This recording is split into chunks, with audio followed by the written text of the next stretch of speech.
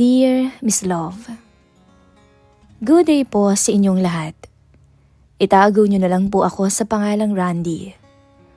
Gusto ko lang ikuwento sa inyo ang kwentong matagal ko nang kinikimkim at hanggang ngayon ay hindi ko pa rin alam kung tama bang ilabas ko. Kwento ito kung paano ko pinagsabay ang magkapatid at kung paano ko unti-unting nalunod sa sarili kong kagagawan. May asawa po ako. Ang misis ko ay si Elaine, 28 taong gulang.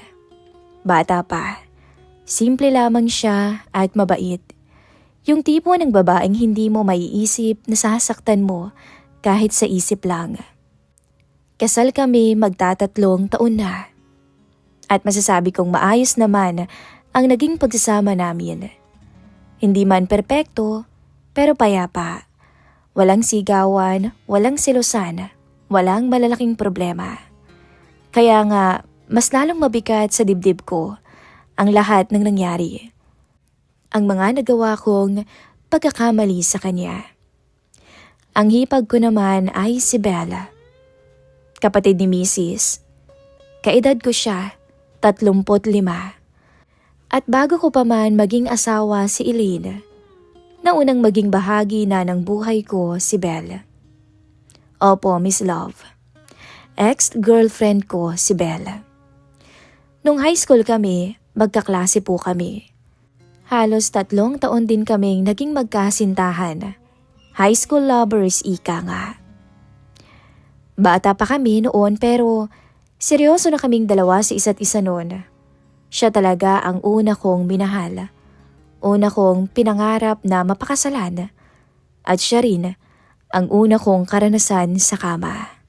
Parehas lang kami. Ako rin ang unang karanasan niya. Siya talaga yung babaeng tumatak sa isip ko. Pero katulad ng maraming kwento, hindi po kami nagkatuluyan.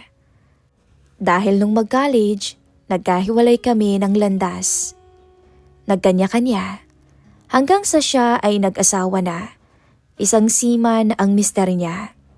At ako naman, makalipas ang ilang taon, napalapit ako sa kapatid niya, kay Elaine. Hindi ko naman inakala noon na magkakaganito ang ikot ng tadhana. Sa ngayon po ay pansamantala kaming nakatira ni Elaine sa bahay ng nanay niya, sa biyanan ko. Pinapagawa pa kasi namin ang sarili naming bahay. Wala namang problema sa biyanan kong babae. Mabait naman to at sanay na rin naman kami sa ganoong setup. Akala ko magiging simple lang ang mga araw namin doon. Hanggang sa dumating ang buwan ng Disyembre. Sinabi sa akin ni Elaine na magbabakasyon ng Pinas ang ate niya. Si Belle, umuwi galing ng abroad. Matagal-tagal na rin kaming hindi nagkikita nito. Ilang taon din. Balita ko lang sa kanya ay mula sa mga kwento ng biyanan ko at ng misis ko. Hindi ko inasahan na uuwi siya noon sa probinsya at doon muna titira habang nagbabakasyon. Hindi rin pumasok sa isip ko na may mabubuksang kung anong matagal ko nang isinarang damdamin. Nung araw na dumating siya, nandun ako noon sa sala. Pagpasok niya ng pinto, nagkatinginan kami kaagad. Nagulat pa ako noon. Hindi ko talagang mapapalingon ka sa kanya. Hindi pa nga ako nakapagsalita nung una. Tila ba biglang bumalik ang nakaraan, ang mga alaala. Ngumiti siya nun sa akin ng sobrang tamis. Ngumiti rin ako. Simpleng kumustahan lang ang naganap. Long time no see, Randy. Tas nagbeso siya sa akin. Amoy na amoy ko noon ang halimuyak ng pabango niya. At sa hindi ko inaasahan nun, Miss Love, nakaramdam ako ng kakaiba. Kahit sabihin mong may asawa na ako, tila ako nilagnat sa pagkakalapit namin. At sa mga sumunod na araw, madalas kaming nagkakasabay sa bahay. Minsan, nasa kusina siya habang nagkakape ako. Minsan, nagkakausap kami sa sala habang si Elaine ay nasa kwarto o nasa trabaho. Wala namang mali siyang usapan naming dalawa. Tungkol lang sa trabaho niya abroad, sa pamilya niya, sa asawa niyang nasa barko. Ako naman ay nakikinig lang palagi. Hanggang isang gabi noon, Miss Love. Maagang natulog si Mrs. dahil sa pagod. Naiwan kaming dalawa noon ni Belle sa sala. Medyo maulan noon sa labas, kaya naman naisipan naming magkaping dalawa. Hanggang sa magkakwentuhan kami at napunta ang usapan sa nakaraan. Naalala po ba yung dati? Tanong niya sabay ngiti. Tumango lang ako sa kanya. Hindi ko maiwasan noon na hindi mapatitig sa mukha niya. Ang laki kasi ng pinagbago niya. Lalo siyang gumanda. Oo naman. Naaalala ko pa yun. Sagot ko. Ang laki ng pinagbago mo ah. Biro niya pa sa akin. Ako? Ano namang pinagbago ko? Tanong ko. Marami kaya? Nagulat nga ako nung makita kita eh. Ang laki-laki ng katawan mo. Tsaka, lalo kaya tang gumwapo. Mukhang magaling mag-alagang kapatid ko ha. Natawa lang ako. Ikaw din naman eh. Lalo kang gumanda. Mukhang masaya ka rin sa asawa mo. Nung sinabi ko ang asawa niya, medyo nalungkot siya. May problema ba? Alam mo, Randy, sa totoo lang, hindi ko alam. Pakiramdam ko hindi ako masaya. Alam mo ba halos bilang lang sa daliri na magkita kami. Kaya nga hanggang ngayon, wala kaming anak. Ang tagal-tagal na namin nagsasama, ang tagal-tagal na naming kasal, pero wala kaming anak. Nahihirapan kasi ako sa sitwasyon namin. Ako nasa abroad, siya nasa barko. Uuwi siya ng Pinas, nasa abroad ako. Hanggang sa lumingon siya sa akin. Doon nagsimula na muli kaming magkalapit na dalawa. Hindi man sa pisikal, hindi pa. Pero sa loob ko, may namumuunang gulo. Isang pakiramdam na pilit kong tinatabunan. Alam kong mali. Alam kong may asawa ako at may asawa din siya. At alam kong kapatid niya ang misis ko.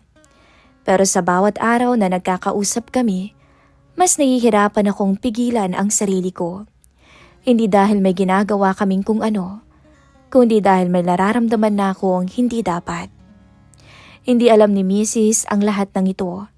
Sa paningin niya, normal lang ang lahat.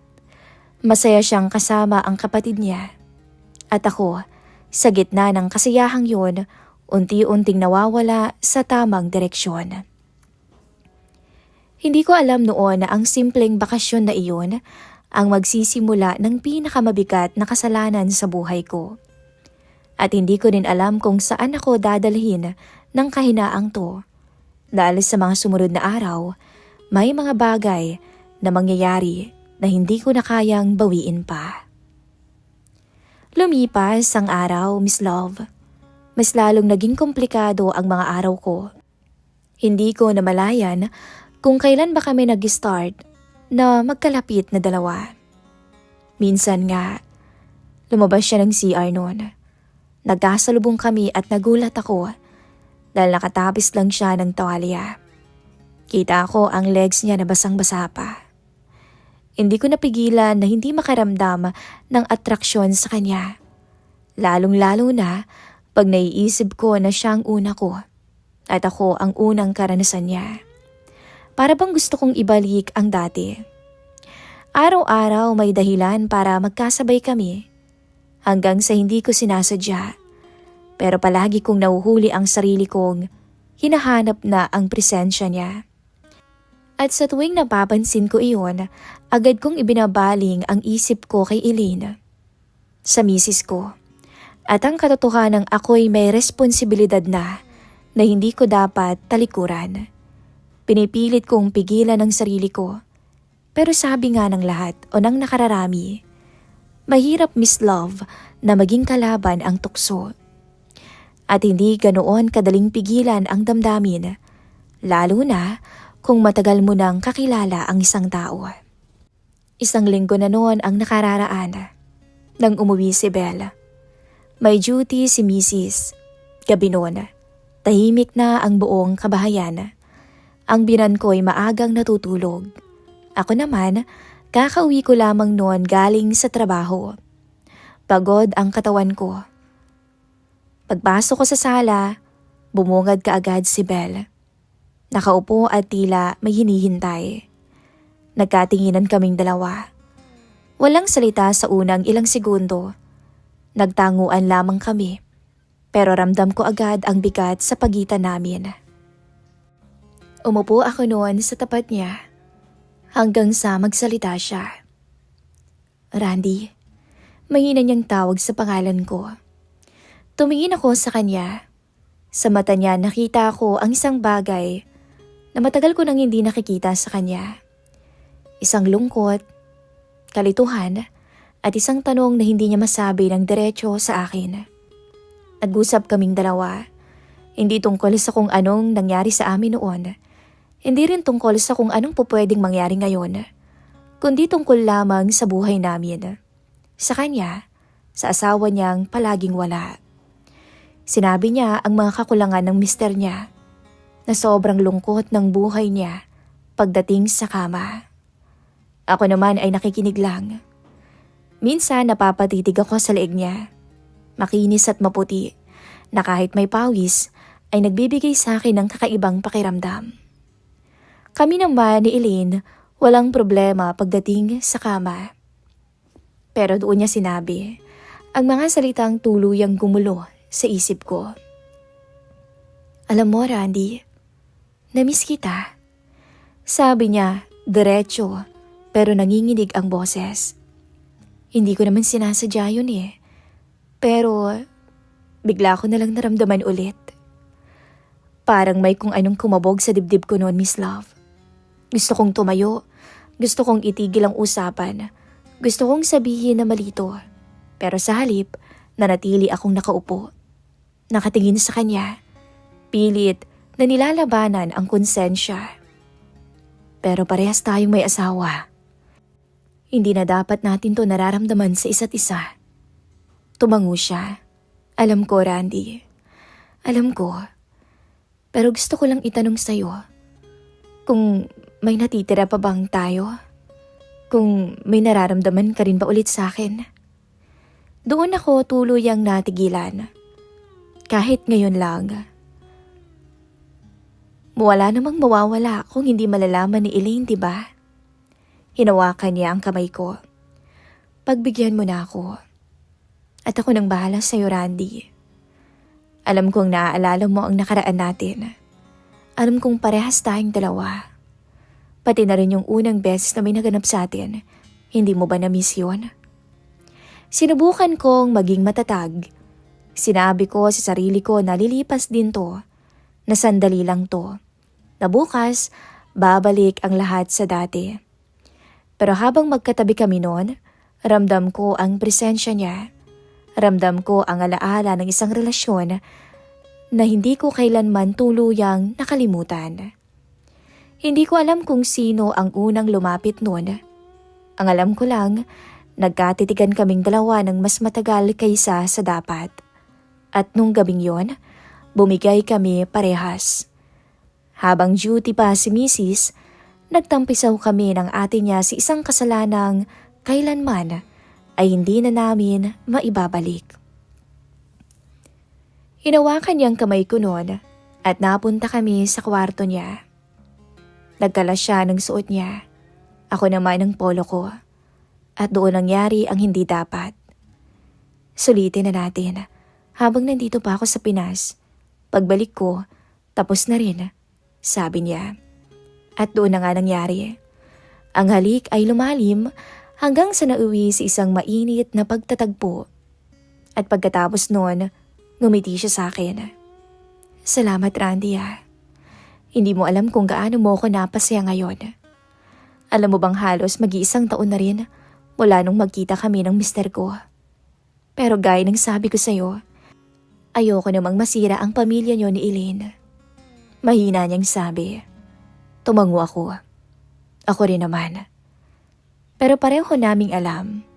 May nangyari, kaya't sira na. Mula noon, nagbago na ang lahat.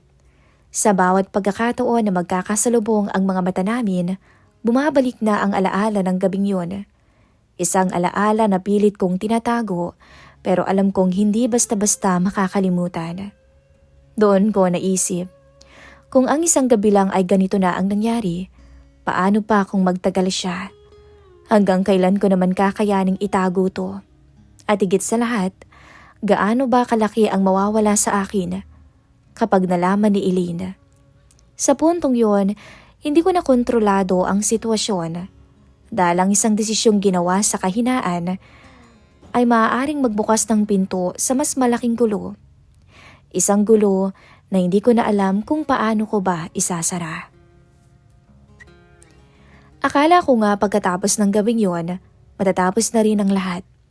Pero nagkamali ako, Miss Love. Dahil sa ilang araw pa na mag-stay ni Bella sa bahay, paulit-ulit pa na may naganap sa amin. Ewan ko ba? Siguro dahil may nangyari na, kaya siguro hindi ko na rin magawang hindian. Tuwing gabi, kapag naiisip ko siya, kay Elaine ko binubuhos ang lahat. Lahat ng gigil ko. Isang mainit na tagpo ang mangyayari sa aming mag-asawa. Minsan nga sabi sa akin ni Mrs., "Ano bang nangyayari sa'yo, babe? Ano bang nakain mo at sobra yatang pagigigil mo ngayon?" Natawa lang ako at sinasabi kong, "Gumaganda ka kasi lalo eh. Nagpapasexy ka kasi kaya ayan tuloy. Araw-araw hindi ko mapigilan." Pero ang totoo nun, naiisip ko si Bella sa kabilang silid.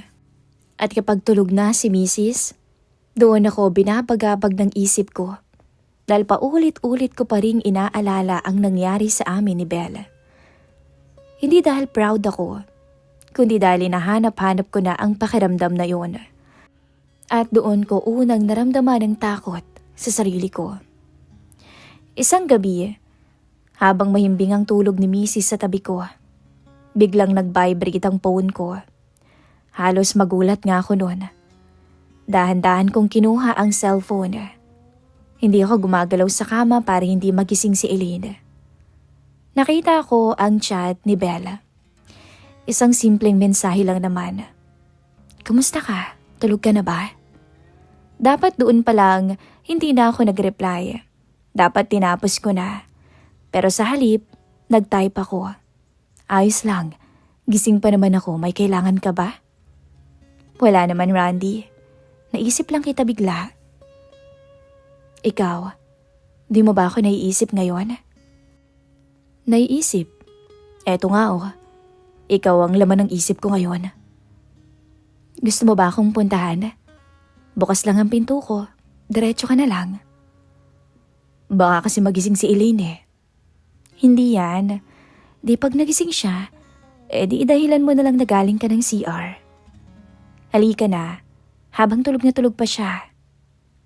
Hindi na ako nagdalawang isip pa noon. Bumangon ako ng dahan-dahan.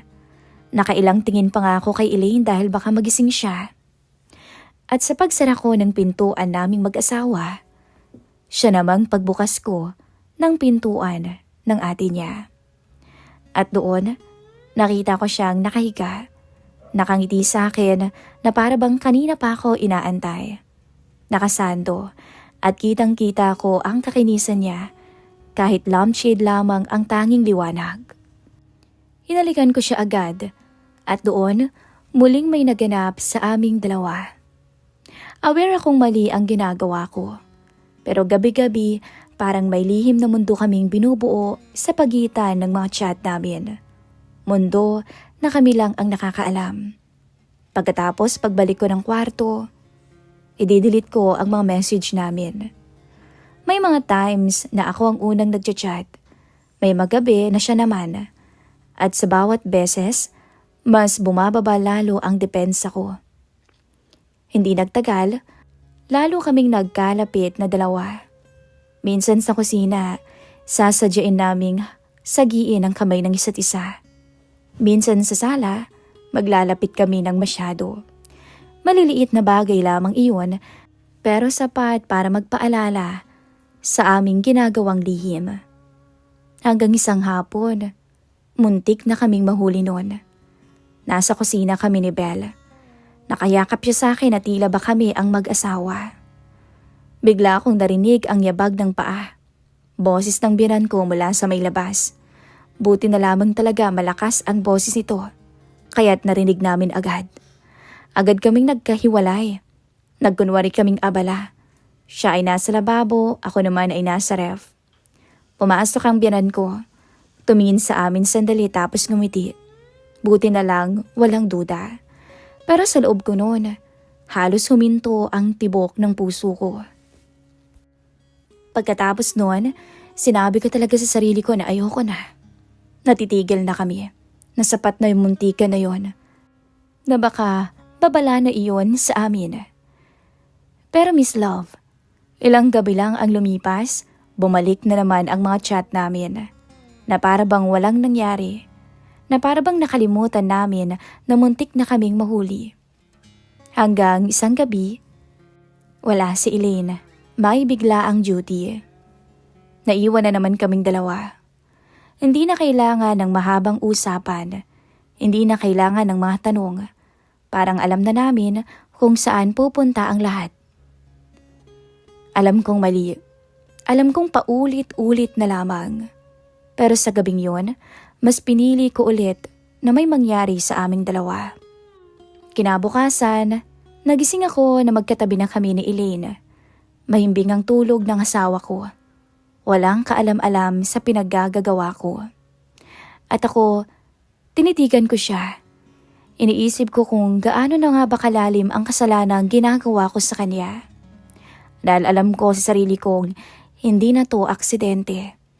Pinili ko na magkasala. Hindi ko na mabilang kung ilang beses kong sinabi sa sarili ko na ito na ang huli. Natitigilan ko na. Pero bawat huli ay sinusundan pa ng isa. At ng isa pa. At ng isa pa. At habang patuloy akong naglalaro ng apoy, unti-unti kong nararamdaman na may paparating na kapalit. Dahil ang bawat lihim, Miss Love, may hangganan. At alam kong hindi yun magtatagal. Habang papalapit ang araw ng pag-alis ni Belle, pabalik ng abroad, mas bumigat naman ang pakiramdam ko. Dahil alam ko sa sarili ko, hindi ko man aminin, mamimiss ko siya. At alam kong matatapos na rin. Ilang araw na lang bago ang flight niya. Tahimik na si Belle. Hindi na nga kami nagkaka-chat. Kapag nagkakasalubong kami sa bahay, nag-iiwas na siya ng tingin. Na para bang pareho naming inire-ready ang sarili namin. Na para bang sinasanay na namin. Isang gabi, bago ang alis ni Belle, nangyari ang hindi ko inaasahan. Maagang umalis si Elaine para sa isang errand. Sinabi niyang babalik din naman siya. Maya-maya, pumasok sa kwarto namin si Belle.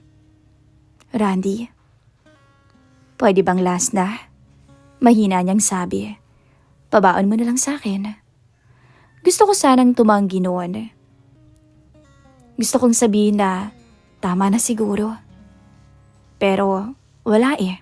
Pumayag ako. Total, huli naman na. Tsaka isa pa, gusto ko rin naman eh. At yun ang malaking pagkakamali naming dalawa. Dahil sa pinakahuling pagkakataon, sa huling beses na sana naming pagkakamali, doon pa kami mauhuli. Hindi pa man kami tuluyang nakakarating sa sukdulan, bigla ko na lamang narinig ang pagbukas ng pinto. Randy? Nanlamig ang buong katawan ko noon nang marinig ko ang boses ng asawa ko. Si Elaine, nakatayo sa may pintuan. Gulat na gulat ang mukha. Hindi ko alam kung paano ko haharapin ang mga sumunod na segundo. Para bang biglang bumagal ang oras. Bigla akong nanlamig. Nung bumukas ang pinto ng kwarto, tumama ang tingin niya sa amin, sa itsura namin ng ate niya. Kitang-kita nito ang milagrong nangyayari sa amin ng ate niya. Ate? Mahina niyang tawag kay Belle. Nanginginig ang boses. Doon bumigay si Elaine. Naupo siya sa gilid na para bang nawalan ng lakas ang mga tuhod. Napahawak sa sentido. Sunod-sunod ang pagbagsak ng luha. Hindi yun luha na may tunog. Iyak na punong-puno ng sakit. Yung tipong mas masakit panoorin kaysa marinig. Bakit? Yun lang ang nasabi niya. Bakit kayo? Wala akong naisagot noon, kahit isang salita. Dahil alam kong walang paliwanag na sasapat. Walang dahilan na tatanggapin kahit anong sabihin ko pa. Alam kong mali at huli na. Lumapit si Belle kay Elaine. Umiiyak din. Elaine, nagkakamali ka. Hindi ko. Pero hindi siya pinakinggan ng kapatid niya. Tumayo si Elaine. Nanginginig ang katawan. Tumingin siya sa akin, diretso. Masakit. Punong-puno ng pagkabigo ang mata. Mahal kita. Alam mo yan. Pinagkatiwalaan kita. Hindi lang bilang tao kundi bilang asawa, Randy. Hindi siya galit noon. Hindi siya sumisigaw pero ramdam na ramdam ang sakit. Ang pagkabigo sa boses niya. Doon ko naramdaman ang bigat ng ginawa ko. Hindi dahil nahuli ako, kundi dahil nakita ko kung paano ko tuluyang winasak ang taong wala namang ginawang mali sa akin, sa amin. Nagkaroon ng kaguluhan sa bahay. Narinig ng biyanan ko ang away, ang iyakan. Dumating siya at nagtanong. Walang naglakas loob na magsalita. Nakabihis na kami noon pareho ni Belle. Hanggang sa si Elaine mismo ang nagsabi ng katotohanan. Kahit pa basag na basag ang boses niya. Hindi nagalit ang biyanan ko. Tahimik siyang umupo. Pero ramdam ko ang bigat ng tingin niya sa akin. Isang tinging punong-puno ng pagkadismaya. Pati na rin kay Belle. Kinabukasan noon umalis na si Belle. Hindi na siya nagpaalam. Walang yakapang naganap. Diretso siyang lumabas ng bahay, dala ang mga gamit niya. At ang kasalanang hindi niya kailanman maitatanggi. Si Elaine, hindi na ako kinausap. Ilang araw siyang iyak ng iyak. Hindi makapasok sa trabaho, hindi makakain ng maayos. Minsan, naririnig ko siyang humihikbi sa gabi. At bawat tunog noon, parang pirasong humihiwa sa puso ko. Sinubukan ko, Miss Love, na magpaliwanag sa kanya, na humingi ng tawad. Lumuhod ako sa harapan niya, paulit-ulit. Pero sabi nga, may mga sugat na hindi kayang pagalingin ng isang sorry lamang. Sa huli, umalis muna si Elaine at pumunta sa bahay ng kaibigan niya. Hindi pa daw niya kaya na makita ako araw-araw, na makasama ako. At dahil iba na rin ang pakikitungo ng biyanan ko sa akin, at dahil hindi ko naman bahay iyon, ginusto ko na lang din umalis at mangupahan malapit sa trabaho ko. Ngayon ay mag-isa na lamang ako. Tahimik ang lahat. Bahay, ang isip, punong-puno ng pagsisisi. Isang maling desisyon ang sumira sa lahat ng meron ako. Isang kahinaang hindi ko nilabanan. Sising-sisi ako noon na sana pala tumanggi ako. Dahil sa isang huling beses na iyon namin ni Belle. Doon natapos ang lahat. Ang nasa isip ko ngayon, may ikalawang pagkakataon pa ba ang isang taong minsang piniling maging mali? O may mga kasalanang kahit habang buhay mong pagsisihan, hindi na kailanman mapapatawad pa. Sana nga dumating ang oras na mapatawad ako ni Mrs. Kaya kung sakaling marinig mo to, Elaine, sana'y balang araw mapatawad mo ko at bigyan mo ko ng second chance upang itama ang aking pagkakamaling yon. At nangangako ako sa'yo, hindi ko na ulit gagawin iyon sa'yo. Maraming salamat po, Miss Love, sa pag-ere ng kwento kong ito. God bless po sa inyong lahat.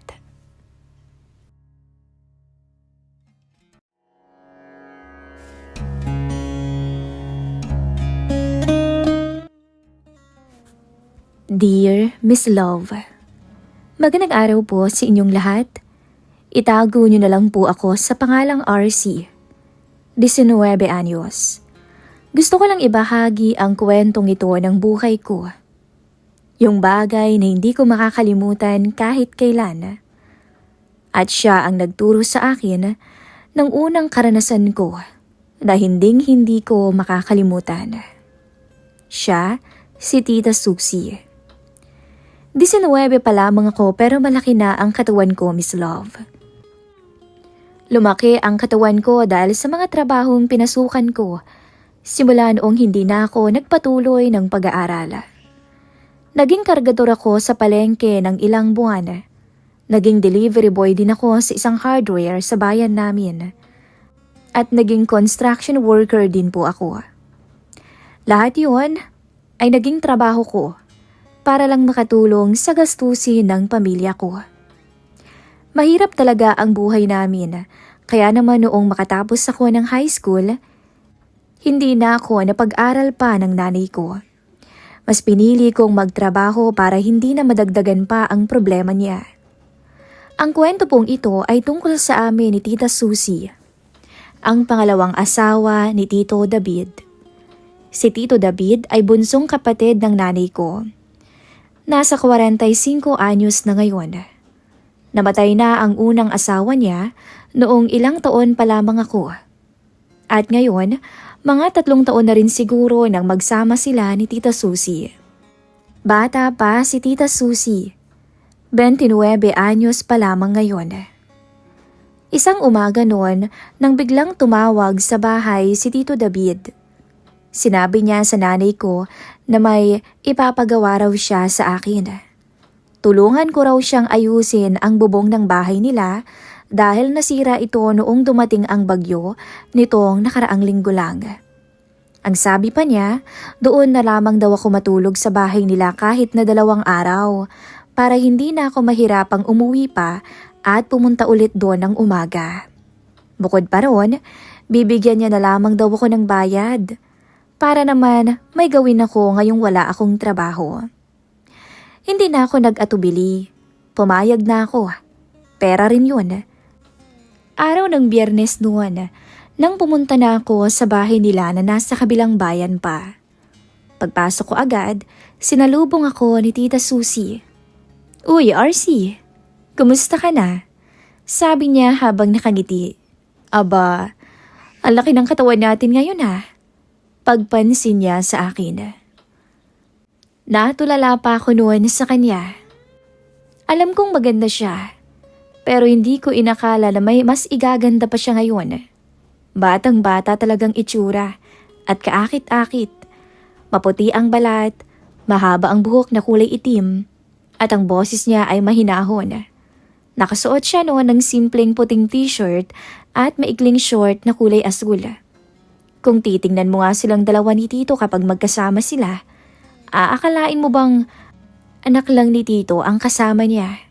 Ewan ko ba naman kay Tita Susie kung anong nakita niya kay Tito David. Medyo natulala talaga ako noon at ilang minuto bago pa ako nakapagsalita.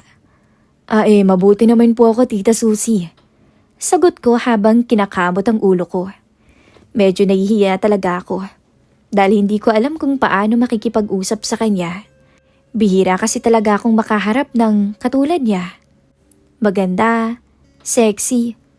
Grabe yung kaba ko noon. "Uy, RC. Huwag kang mahiya. Pumasok ka na nga muna. Niluluto ko pa yung almusal natin eh. Hindi ka pa naman siguro nag-aalmusal ngayon, di ba?" Wika niya, sabay hinila ako papunta sa kusina. Nag-usap kami habang kumakain ng almusal. Sinabi niya sa akin na wala si Tito David at umalis daw ng maaga. Kaya ikaw, RC, magpahinga ka na muna habang hinihintay mo ang Tito David mo, ha? Pagkatapos naming kumain, tinuro niya sa akin kung saan muna ako matutulog. Meron namang isang maliit na kwarto na nasa tabi lamang ng kusina. Kompleto na doon, kama at unan pati na rin kumot. Sabi niya pwede rin akong maligo muna kung gusto ko.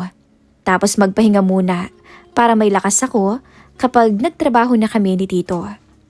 Sumunod naman ako sa sinabi niya. May mga 1 oras din akong nakatulog. Tapos nang gumising ako, hindi ko na makita si Tito Susie sa kusina o kaya sa sala. Naglakad ako palabas ng bahay para tingnan kung nasa bakuran ba siya, pero wala rin siya doon. Bumalik na lamang ako sa loob hanggang sa marinig ko ang tunog ng tubig mula sa kwarto nila ni Tito. Mukhang naliligo yata siya. Nagpasya na lamang akong umupo muna sa may sala at hintayin na lamang siya. Mga ilang minuto lamang ang lumipas nang lumabas siya mula sa kanilang silid. Medyo napalunok pa ako noon. Nakasuot kasi siya noon ng puting sando at maikling short na talaga namang nakakabighani. Alam niya, sa totoo lang, sa edad kong to wala pa akong nararanasan ni kahit halik sa isang babae ay hindi ko pa nagagawa. Kaya naman tong nararamdaman ko ngayon hindi ko talaga maipaliwanag. Ngumiti siya sa akin nang makita niya akong nakaupo. Gising ka na pala, RC. Tara, ipapakita ko muna sa'yo yung mga sira. Lumabas kami ng bahay at umakyat ako sa bubong gamit ang hagdan na nakalagay sa gilid ng bahay. Habang umaakyat ako, nakita kong sumunod siya. Naku tita, ako na lamang kung aakyat dito, baka malaglag pa kayo eh. Naku RC, pagtawa niya sa akin. Baka hindi mo alam, sanay na sanay ako dyan no. Huwag mo akong alalahanin, basta mag-iingat lang tayo. Tsaka kailangan kong makita rin kung ano ba talagang nasira para malaman din natin kung gaano karaming materyales ang kailangan. Sagot niya at nagpatuloy na ring umakyat. Habang nag-uusap kami noon, nakaramdam na ako ng init. Tirik kasi ang araw ng oras na yon. Napatingin ako kay Tita Susie at napansin ko, pawis na rin siya. Ang suot niyang sando noon ay medyo basa na dahil sa pawis. At napansin ko rin na medyo nakikita na rin ang hugis ng kanyang katawan.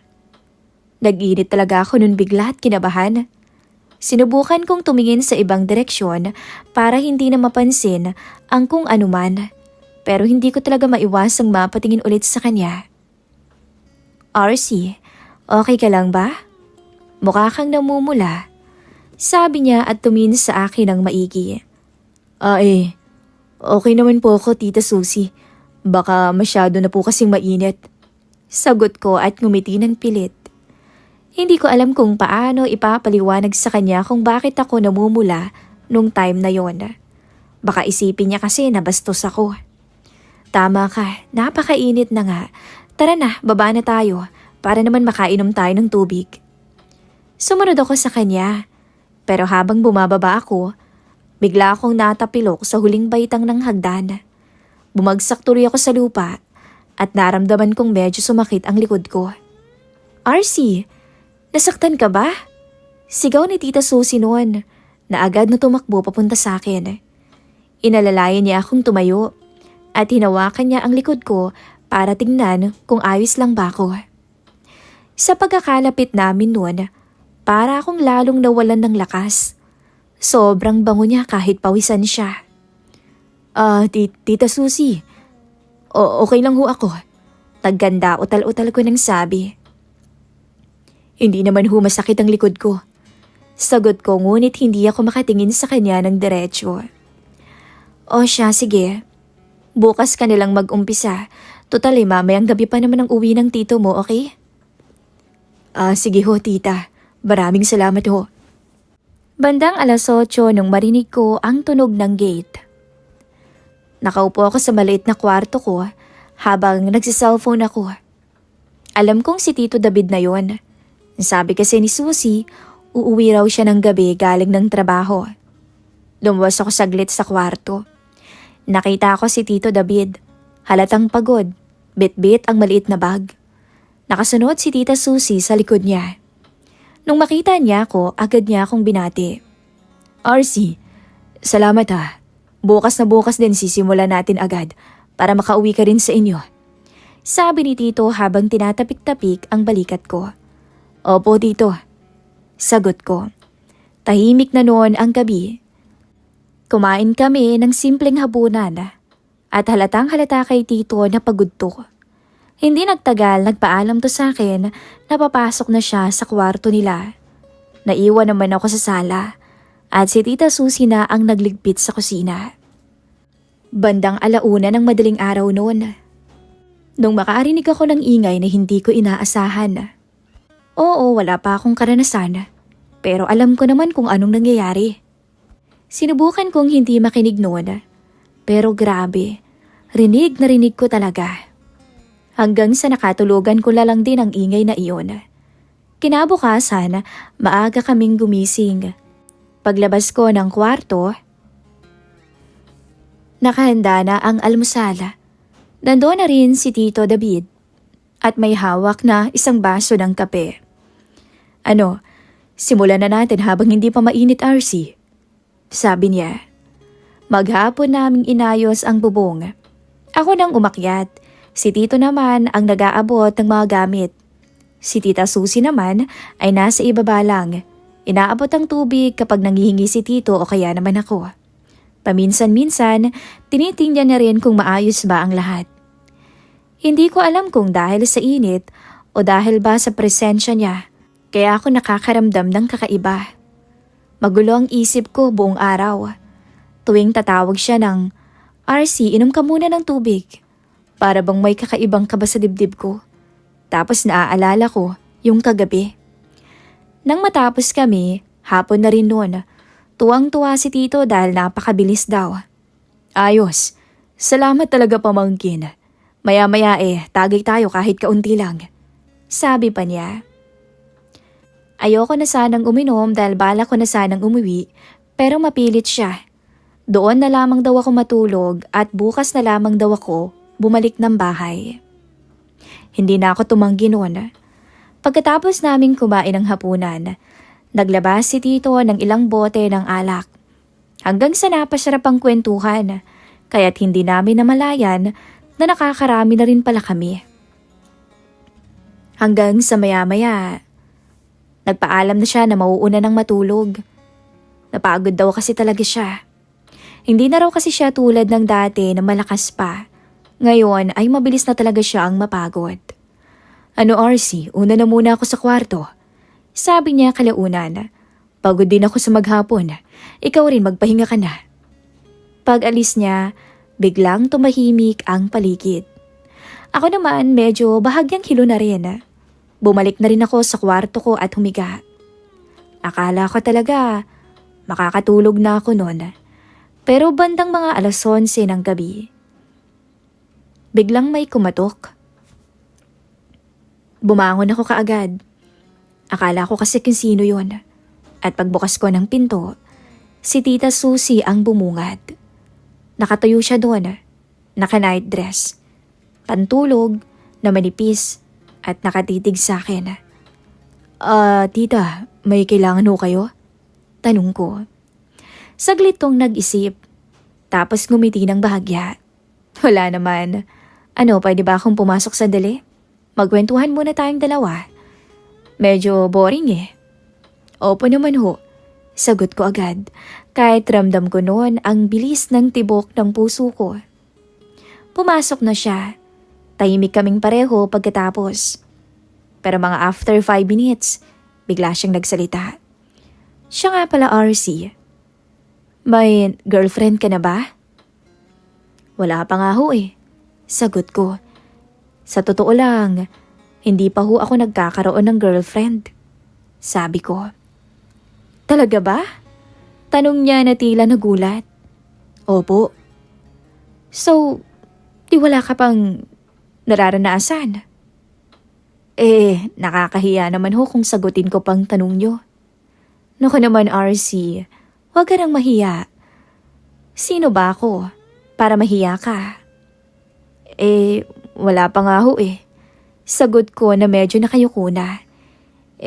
Wala pa nga rin ho akong nahalikan na babae Tahimik siya sandali. Ramdam ko ang bigat ng hangin noon. Medyo awkward kasi. Kung ganun, mahina niyang sabi. Gusto mo bang matuto? Napatingin ako sa kanya. Po? Ngumiti siya pero may halong lungkot. Wala, biro lang. Ikaw naman seryoso ka talaga. Gusto ko ho. Sabi niya. Gusto ko ho. Sa totoo lang, nahihiya akong manligaw kasi wala akong alam Sabi ko. RC, kaya sana hindi ko kayo nagbibiro. Pero alam mo, ang tito mo mahina na rin eh. Anya sabay tingin sa akin.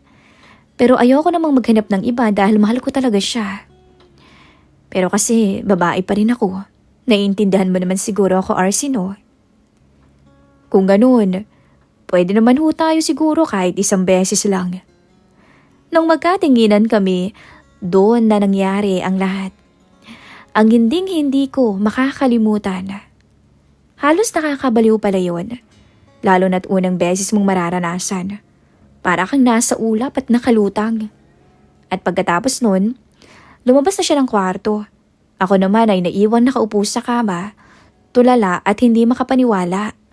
Gising na gising ang isip at pagod na pagod ang katawan. Kinabukasan, maaga akong gumising noon. Tahimik pa noon ang bahay. Ramdam ko pa rin ang pagod kong katawan. Pero mas mabigat yata ang laman ng isip ko. Habang inaayos ko ang gamit ko, paulit-ulit bumabalik sa alaala ko ang nangyari nung gabing yun. Pagkalabas ko ng kwarto, nadatnan ko si Tito David sa mesa at nagkakape. Mukhang okay na ang pakiramdam niya. Ngumiti siya sa akin at tumango. Salamat ulit, RC, ha? Malaking tulong ka talaga. Opo, Tito, walang anuman po yun. Sagot ko. Nasa kusina noon si Susie. Naglalagay siya ng ulam sa mesa. At nang magtama ang mga mata namin, ngumiti lamang siya sa akin. Tita, hindi na ho ako makakapag-almusal. Aalis na ho ako. Sabi ko. Ganun ba? O sige, mag-iingat ka ha. Magdala ka na lamang ng ulam para may pagkain kapag dating mo. Sagot niya. Salamat ulit ha. Ngiti niyang sabi. Alis na ho ako, Tito. Sige, RC, mag-iingat ka. Sabihan na lamang kita ulit kapag kailangan ko ng tulong mo, ha? Eto nga palang pambili mo. Nabanggit kasi ng tita mo kanina lang na hindi ka pa nagkaka-girlfriend. Anya sabay tapik sa balikat ko. Bumili ka ng mga bago mong mga gamit para pag naglikaw ka, ayos na ayos ang forma mo, okay? Namula ako noon. Sige ho, Tito. Salamat ho talaga. Pag-uwi ko naman ng bahay, akala ko talaga makakalimutan ko ng lahat. Sinubukan kong ibalik ang dating takbo ng buhay ko. Trabaho, bahay, tulog. Pero sa tuwing mapapag-isa ako, nandoon pa rin yung alaala. Ang boses niya at yung naganap na hindi talaga mabura-bura sa isip ko. Lumipas ang buwan. Akala ko okay na. Akala ko talaga tapos na. Hanggang sa dumating yung kaarawan ng lola ko. May sariling bahay ang lola ko sa baryo. At doon nagtipon-tipon ang buong pamilya. Dumating din doon syempre sina Tito David at si Tita Susie. Nung makita ko sila, biglang kumabog yung dibdib ko. Parang bumalik na naman ang lahat sa isang iglap. Nagmano ako kay Tito na para bang wala akong nagawang pagkakamali sa kanya. Kay Tita Susie ganun din. Pero nang magtagal ang tinginan namin, may kakaiba. Parang may alam talaga kaming dalawa na hindi alam ng iba. Habang abala ang lahat sa handaan, nilapitan niya ako sa gilid ng bahay. Nandun kasi ako, malayo sa ingay ng mga nagkukwentuhan kong mga kamag-anak. Ano, RC? Kumusta ka na? Tanong niya. Mabuti naman ho. Kayo ho? Sagot ko naman. Ayos lang. Naging busy. Sabi niya. Saglit na katahimikan ang namayani. Tapos bigla siyang nagsalita ulit. Ano? May girlfriend ka na ba ngayon? Napakamot naman ako sa ulo ko. Wala pa nga ho, tita eh. Wala talagang matipuhan. Naku namang bata ka eh. Naghahanap ka pa yata ng sobrang ganda. Ngumiti siya na parang nanunukso. Ay nako, sayang naman ang tinuro ko sa'yo, di ba? Natawa ako ng mahina. Tita naman, baka mamaya may makarinig sa'yo. Relax. Relax ka lang. Biruan lang yun ikaw talaga. Napakaseryoso mong bata. Pero ramdam ko, hindi naman biro yun. Dapat ipakita mo. Dagdag niya na may halong tawa. Grabe naman ho kayo. Sagot ko pilit na pinapakalmang sarili. Lumapit siya ng kaunti. O paano? Gusto mo bang matuto ulit? Napatingin ako sa paligid. Wala namang tao, pero nakukonsensya naman ako. Sabi ko ng halos pabulong. Basta secret lang. Mabilis niyang sagot. Walang makakaalam.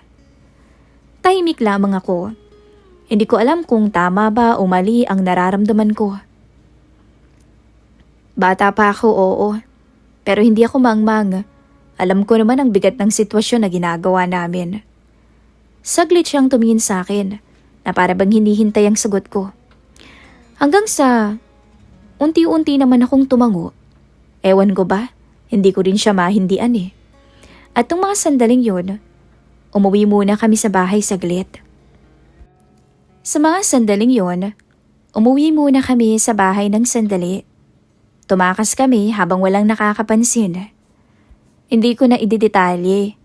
Ang masasabi ko lang, sobrang swerte ko talaga.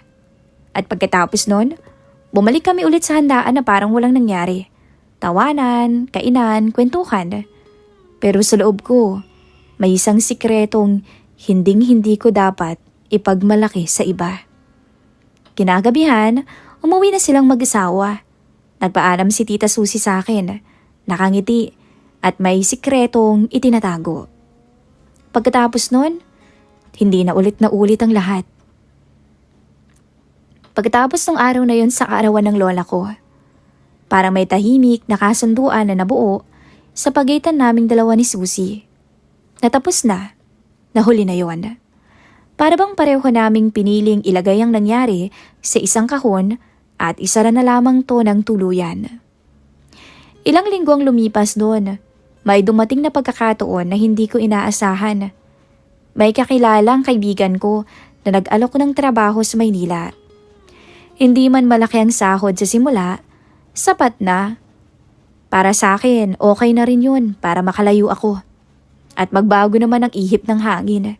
Kaya hindi na ako nagdalawang isip pa. Nagpaalam ako nun sa nanay ko. Sinabi ko sa kanya na susubukan kong makipagsapalaran sa Maynila. Baka sakaling swertehin at magkaroon ng maayos na kinabukasan. Hindi ko na nakausap si Susie bago ko umalis. At siguro mas mabuti na rin yun. Sa Maynila, nagsimula akong muli. Bagong trabaho, bagong paligid, bagong mga tao. At doon ko na rin siya nakilala. Simple lang ang pagkakakilala namin. Magkasabay kaming kumain sa isang maliit na karinderya malapit sa trabaho.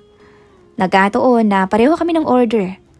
Nagkatitigan, nagkangitian, hanggang sa nagkakwentuhan na kaming dalawa at nagkalapit.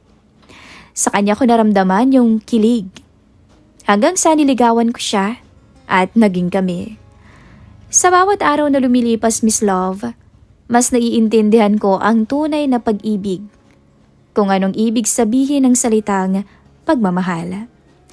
Minsan kapag naiisip ko, bumabalik sa alaala ko ang natutunan ko kay Tita Susie. Hindi ko inakala talaga na malaki ang naging papel niya sa akin. Nung may nangyari sa amin ng girlfriend ko, hindi ako nangangapa. At talaga namang napasayaw siya ng husto, ng sobra-sobra. At salamat sa tulong ni Susie. Ito po ang kwento ko. Ako si RC. At ito ang kwento ng isang kabataan na hindi dapat pamarisan. Hindi ko po ito ipinagmamalaki. Pero isa to sa mga bagay na hindi ko makakalimutan kailanman. Hanggang dito na lamang po ang maiksing kwento ng aking buhay. Maraming salamat po, Miss Love, sa pag-share ng kwento kong ito.